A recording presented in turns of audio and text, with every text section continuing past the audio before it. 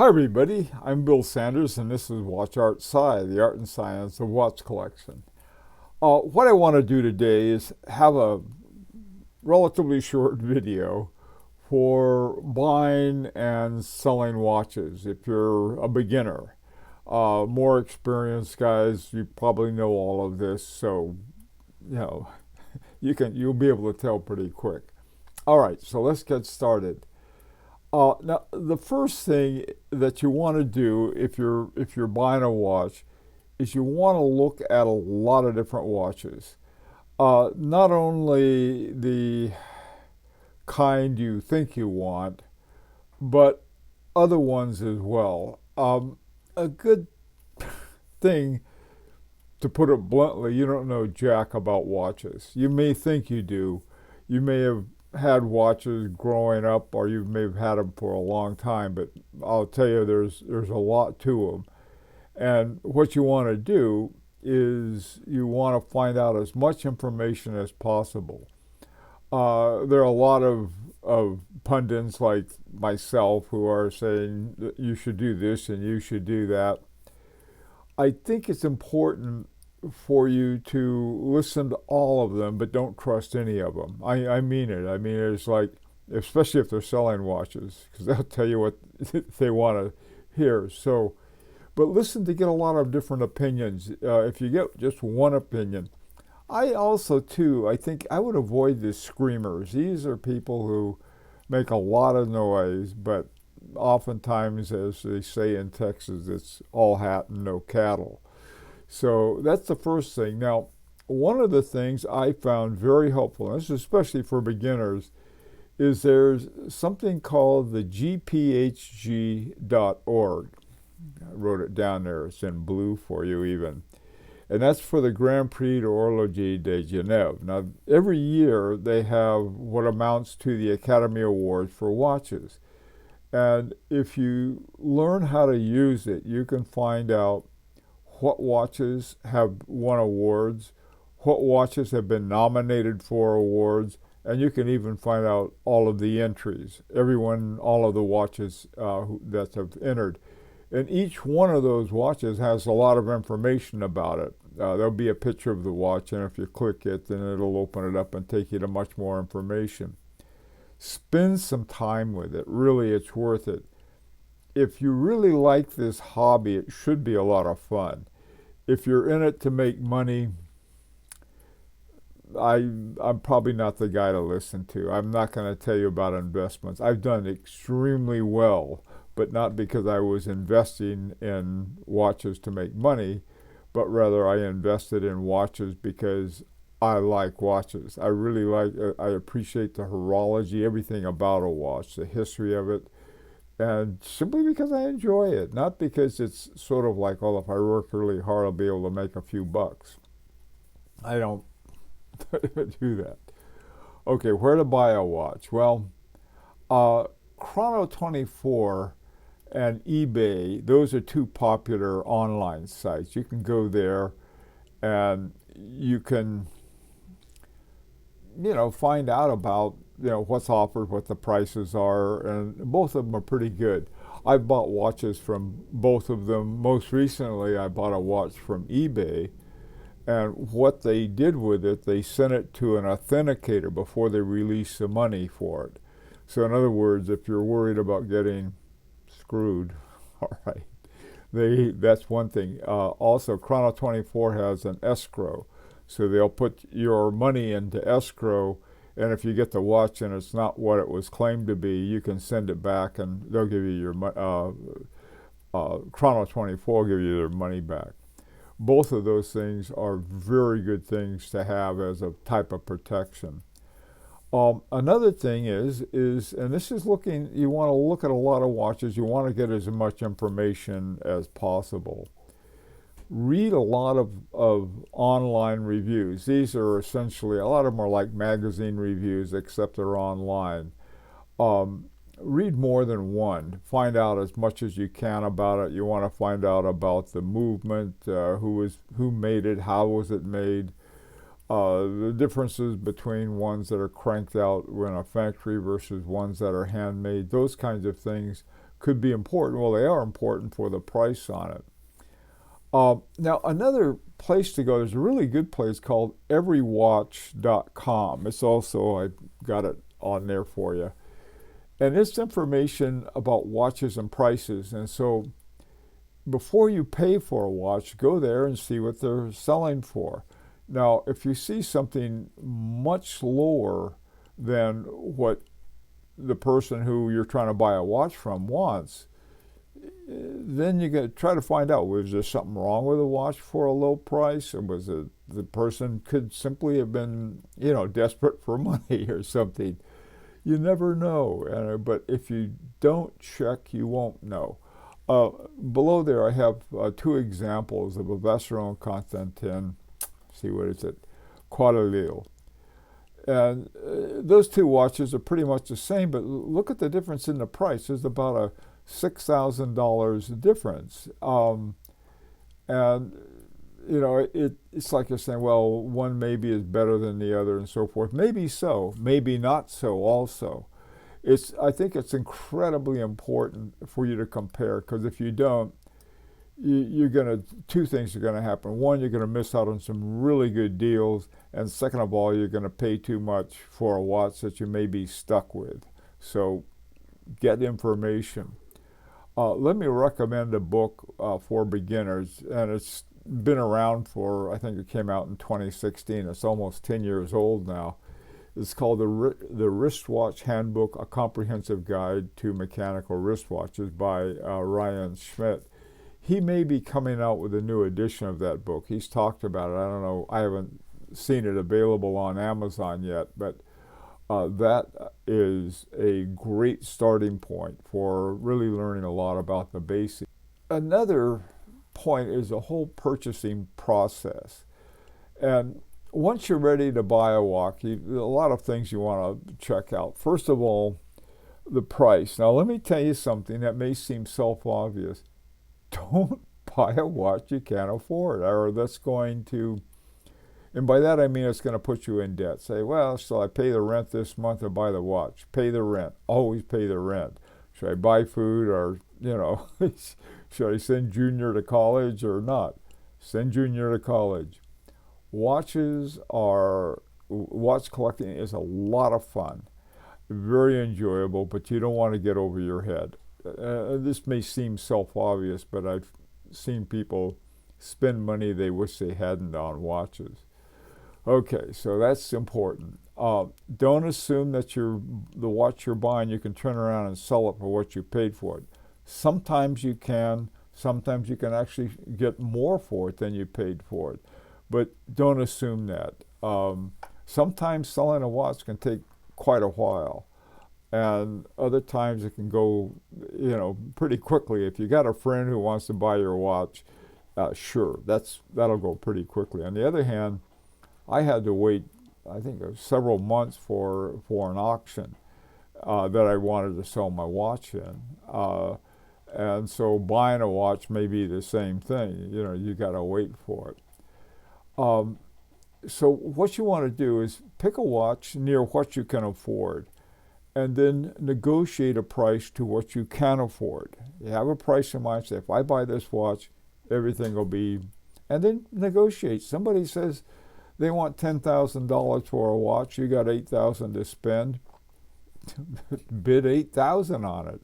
See what happens. One day I offered a guy half of what he asked for, and he sold it to me. So surprise can happen. Some people say, oh, well, they'll think less of me if I offer less. No, so what? They don't know you from Adam's odd ox. It's sort of a funny thing. One of the things I don't like about Chrono 24, if you put in a lower bid, much lower, they'll often say, are you sure you want to put that low bid in? Yeah, it's often lower than what the asking price was. Yeah, you do. You want to put it in, and so you hit a little thing, and there's a little box to click. Yes, I want to have my lower bid in. I don't like them doing that, but they're trying. I mean, if you're selling a watch, you want them to help you sell it for as much as possible, so they're helping out the seller. But if you're the buyer, be aware of that and go ahead and offer the lower bid. I've done it and I've gotten it. So tell this to them.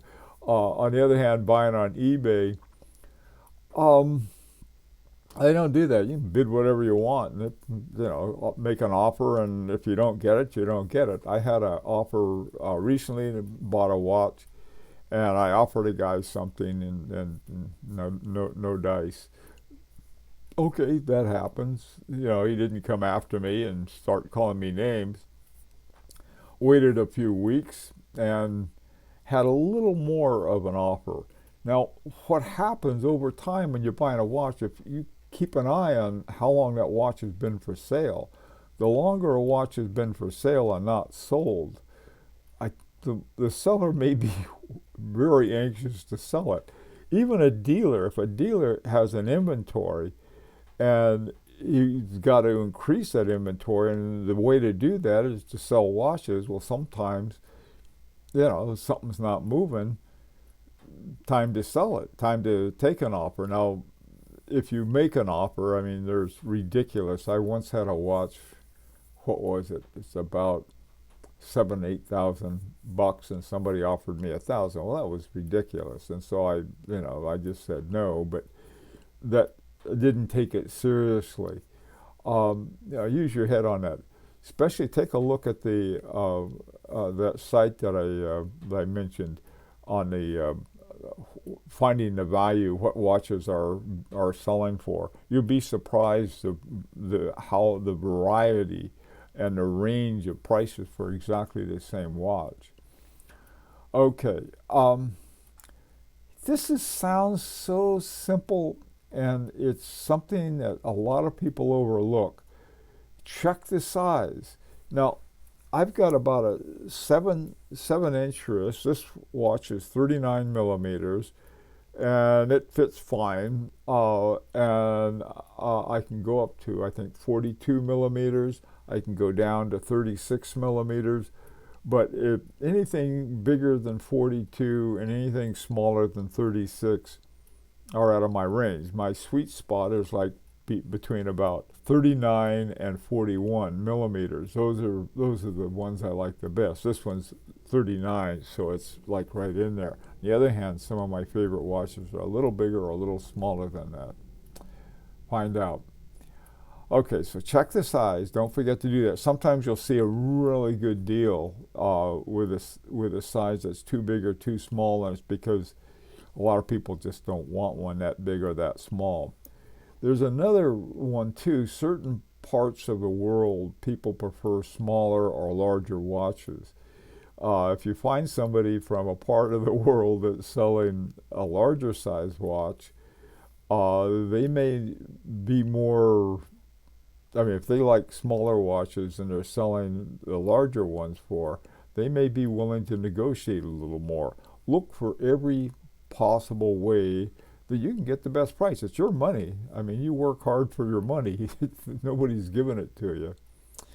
Okay, watch out for fakes. Now, again, this seems a little self-obvious. Some fakes are getting awfully good. They have these things that are called super fakes, and it's really hard to tell the difference. The main victims are the main ones they try to make copies of, or clones, are Rolex, Omega, Patek Philippe, Cartier, and Audemars Piguet. It doesn't mean that some other one you may like a Vacheron Constantin, for example, there may not be a fake. Okay, so what do you do, especially if you're a beginner? Well, this is why you want to learn as much about a watch as possible. One way to avoid it, of course, is reputable sellers. If there's somebody who's got a good reputation, either an individual, some guy who's in the same watch group you're in, something like that, or a seller that's been around for a long time and has a good reputation. On eBay, you can have your watch sent to an authenticator. A lot of times you'll see the person selling a watch, they will pay for sending it to the authenticator. do that. That is really worth it. Now, a lot of times there'll be a watch for sale and says, we don't have the original box or the original papers. That doesn't mean anything's wrong with it. And again, here again on eBay, you can say, send it to the authenticator. And you have some people who are experts in this stuff, and they'll look at it and tell you whether it's a real McCoy or not. So that can be worth doing, especially with those ones that I mentioned, Rolex, Omega, Patek Philippe, Cartier, Audemars Piguet, some of those more expensive watches. eBay becomes a good alternative for buying your watch. Another thing is learn what to look for in an authentic watch. There are a lot of good articles online on fakes, just on watch fakes. Read them, learn what to look for. There are all these little things that people who make fake watches, you can find a little flaw here or there. For example, I think it's in the 1970s or early 80s that Audemars Piguet took out the dash, not Audemars Piguet, but Vacheron Constantin took out the dash between Vacheron and Constantin. They had a little ampersand or a dash or something.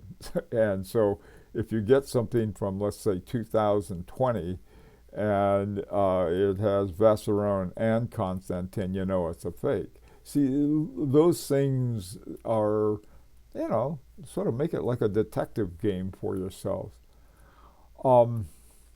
So that's important. Another thing is that there's something called a marriage watch, and what they do is they take parts from different models or different watches. I saw one. They had two different Vacheron Constantins. They took the movement and the base from one and the dial from another and put it together.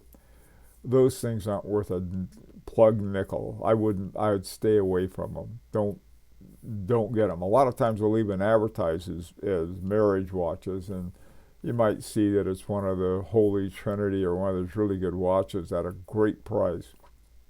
Be careful. Be careful on those. I wouldn't get them at all. Papers and original boxes. Now, the original boxes, they're okay. That's fun to have. Usually somehow people are more willing to sell if they have an original box. Original papers, there more and more original papers are this little card, and it's got some kind of code on it or something, and that's your guarantee or your warranty. But other ones have more elaborate warranties and guarantees and stuff. If you can get those, that's nice, okay? Remember though, if you can fake a watch, it's 10 times easier, 100 times easier to fake papers. Faking papers, I can do that on my laser printer. So don't rely too much on that. But if you have it, there's another way you can get papers. Once you have your watch, you can write to the, especially with really good watches. For example, I had a Patek Philippe Calatrava, and I wrote to them, and there was like $100 or something like that. They said, and they sent me all of the history of it and sort of the archives of it. You can do that with different companies, and if you can, great. I had a watch that I bought from this company, sent me the box and the papers, and it's by dumb blind luck. It included, it was still under warranty, had a problem with the watch. This is a Chanel. Now I know you don't think Chanel, don't they make perfume and stuff? They're a luxury company and they have amazing watches. They took that watch, sent it to Switzerland to be fixed, came back, they looked at it again. They had another lab here that they looked at it. Then they sent it to back to the store that I had taken it to, and then they shipped it to me. Didn't cost me a penny. Great service. So sometimes having papers can be a big help. Now another thing, this is something that a lot of times you'll say, does a watch have does it keep its value? All right, first of all, A watch's value doesn't change. What changes is the price. So when they talk about value retention, they're really talking about price retention. Now, here's some advice. Low resale price is a collector's best friend. All right? The trick is, let's say a watch costs $10,000. After you walk out the store with it, you can resell it for $7,000. Okay? Wait and buy it after it drops. I mean, somebody with a $20,000 watch, and you can pick it up for $5,000 less because it's pre-owned. You know, unless it's beat up or something, it's a great way. So what you do, if you buy it after the price drop, then if you resell it, you can resell it for pretty much the same price. It's the new and then down. Now, some watches, especially like Rolex, I think probably Patek Philippe, they have good resale value. In other words, they can keep their price and do quite well. Some watches bought at the right time can go up spectacularly. I had a Vacheron, an FP Journe watch that went to the moon price-wise, and I sold it at an auction for about 10 times what I paid for it. So that can happen, but don't plan on it. Don't bet on it. You get lucky every now and then. So I got it at the low price after resale, sold it for a fortune after the price went up. Okay, now here are some examples that I came up with on buying watches. One of the things that people have, they don't know watches. As I say, just assume you don't know anything. You'd be better off in the long run if you stop and learn things. Let some other fool pay too much for the wrong watch. Here are 4 watches here, one you probably know of. First one is what is a discontinued model. Now, sometimes discontinued models, the manufacturer will sell them all to a secondary market, and the price, and they can sell them for whatever they want. So they buy them for a low price and they sell them for a low price. Here's an example. This is a place called thewatchoutlet.com. Great prices here. Parmigiani Fleurier Tori, top of the line Parmigiani. 41 millimeter white gold, okay? Now, since 2017, they've won 4 Grand Prix awards. So that's one way that you can judge the quality of a watch, by the number of Grand Prix awards they've won. And they've won 4 since 2017. Now, the MSRP is manufactured suggested retail price, was $23,800. It's for sale for $9,950. In other words, less than half price, brand new. Now another one, you'll see the term unworn. Unworn means they haven't sold it yet. There used to be one called Condition Zero that meant the same thing. I haven't seen the term Condition Zero because I think a lot of people had no idea what it was. So they use unworn as sort of a code word for either one that's been, quote, what's called shop worn. They were a display model in a watch store, and when they would take a new one out of a box and sell it rather than a display model. Finally, they decided to get rid of the whole thing, and so they sell the display model for a big discount. And so here's some of those terms, unworn. Now here's one, a Chopard LUC GMT 1 black. That's the name of the model. The MSRP on that is $13,100. $6,922 is the price that is found on it. Again, it was just unworn. We didn't wear it, brand new. Now another one is that you have, this is a pre-owned one. The first 2 that I had there, those were both new watches. And this Vacheron Constantin Patrimony, this is a pre-owned price. Now this is, Vacheron Constantin has won 12 Grand Prix awards. That's about half the time that that the Grand Prix have even been in existence, so they won a lot. The MSRP, if you go to the Vacheron Constantin online page, you'll see the MSRP is $25,200. This is the Holy Trinity watch. They're going to be more expensive. But again, you can buy one for almost half price. You look around for it, and this is without even negotiating. If somebody said $14,950, I'd offer them. How about $12,500? And that's not enough. You know, back and forth and get a good buy. Now here's an Omega DeVille Tresor. Now Omega is best known for its sports watches, but they do have some dress watches. And here's one I thought was sort of interesting. This is on the secondary market. And a secondary market, a lot of times you hear the term gray market. It's not a gray market. This is a necessary market for watch companies, because they're stuck with a bunch of watches they can't sell.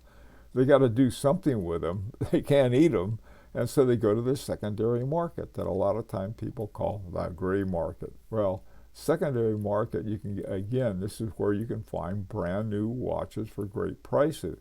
This particular Omega, which is in rose gold, MSRP is $15,500. At Joma Shop, which is one of the secondary markets, $8,250. So I mean, it's like, why would you pay way too much for a watch? With a little knowledge, you can save a whole lot of money, or even better, you can buy two watches. Okay, now this next one I want to do, next part two, is selling a watch for beginners. The easiest way to do it is to sell a watch to a friend or a fellow collector. Recently, I just bought a watch from a friend. He told me what he wanted for it. I looked around, checked the price. It was a good price. It was a fair price. It wasn't crazy low. It was below the general market. So I just bought it from him. I sent him the money. He sent me the watch. Easy peasy. Okay.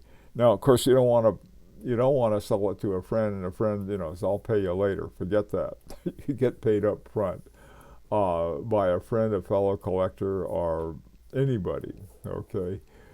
The easy thing about it, there's no taxes or a lot of other hassles that can happen. So that's that. Okay, now another way is as I mentioned before, you can sell it online through Chrono24, eBay, and there are probably some other places that have similar kinds of things. These are two I know. Both reach millions of people around the world. They have escrow in Chrono24, which means they'll hold the money for you until the watch is paid for. They won't give the guy the watch until you got the money, or they have it in escrow. When selling online, be sure to take a good photo of the watch. This is something this is a simple little device you can get online. It's a light box, and you put this one plugs in to your computer, and it has a light up here. I put some tissue paper around it to further diffuse the light on it. You can take much better pictures that way, or just use two lights. Use one light as a key light, and then use another one as a fill light. These things aren't too hard to do, but you'll have a much better looking watch to sell. I've seen watches for sale with fingerprints and smudges, out of focus. It's so simple. There was this one that the guy was having a hard time selling. And what he did, his camera reflection, so he had you could see the dial, and there was this gray thing in the middle of it that looked like it was water damage or something was wrong with it. He had a side view, and you could tell there wasn't a thing wrong with it, but he was having some. So I told some people about it. I said, look, you want to get a good buy, this guy didn't have enough sense to put it right. They bought it, and it was a beautiful watch. So For you, you don't want, I mean, to get the most out of it, you want to have a good picture. Take a simple, a polishing cloth. Just get a, like the kind that come and just shine it up and, make it look nice. It just takes 5 minutes. Doesn't even take that. Just sort of shine it up. Take a picture of it. It's a lot better than, and take it from a lot of different angles. You can sell through an auction house. I've done this a couple of times. Both times I sold the watch for more than I paid for it. Now, the ones I've used have been pretty high-end ones. I've done it through Phillips and Sotheby's. Both of them are top rate, but they only take certain watches and certain types of watches, like the Holy Trinity, or usually they'll take a good Rolex and some other ones. But if you got a high-end watch you want to sell, these are ones you might consider. They charge the buyer what they call a premium. So it's like at Phillips and Sotheby's, it's something like 25%. So if a person pays, let's say, $10,000 for a watch, there's going to be a $2,500 on top of that. They have two prices. One's called the hammer price, and the other one's called the full price. And the hammer price is simply what on the bidding, what it finally came to. And the full price is what that plus 25% or whatever they happen to be charging. Others of them have very little. One company, Bezel, doesn't charge the buyer. It charges the seller a little, and that's, so for selling, it may not be the best place, but for lower price watches, it's probably pretty good. You might try it. I got to tell you, at a trade-in, if I've sold 2 watches on a trade-in, one was for a gift from my wife, and the only way I could afford it was to sell my watch on trade-in. I got screwed on that. I really did. Another time I had a watch I didn't care for very much in the first place, had a trade-in on a watch that I got a fabulous deal on, but I could have done much better, just sort of a straight-out sell. So unless you're desperate, don't use a watch as a trade-in. Okay, another place you can sell it at a watch lovers or a meetup or a swap meet or something like that. It's something like selling to a friend, but probably a little more dickerings involved. Another place to sell it. Now, here's something that you should know in selling, probably in buying a watch too. Here are 2 Rolexes. One is a Rolex Air King. The reference on this is 116900. The other is a Rolex Milgauss, 116400. Both of these watches have a Rolex caliber 3130 movement in it. Now, if I were selling a Rolex Air King, I'd say, hey, this has the same movement as a Milgauss. Milgauss, the lowest price I found on a Milgauss was $7,000. This is on looking at Chrono 24. Could be lower somewhere else, I don't know. But looking at the same context, it's $1,500 more than the Air King. So if I were selling it and I had the Air King, I would simply advertise the fact that, hey, it's got the same movement as the Milgauss. On the other hand, if I were selling the Milgauss, I wouldn't say anything about it. Anyway, this is a little longer than I thought for a short beginning.